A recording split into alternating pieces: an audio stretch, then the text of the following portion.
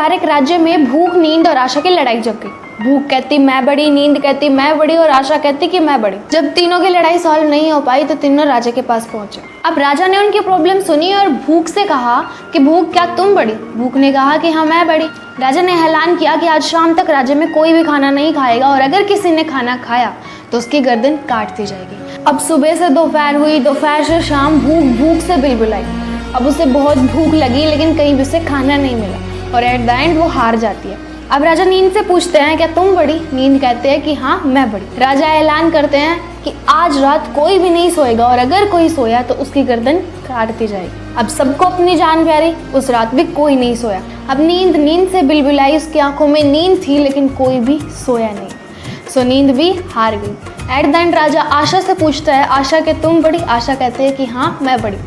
राजा ने ऐलान किया कि 1 हफ्ते तक इस राज्य में कोई भी इंसान काम नहीं करेगा। जब कुम्हार ने ये बात सुनी तो वो बहुत ज़्यादा परेशान हो गया। उसने सोचा अगर वो खाली बैठा तो उसका काम कैसे चलेगा। उसका पूरा दिन सोच में बीत जाता है और रात को उसको नींद ही नहीं आती।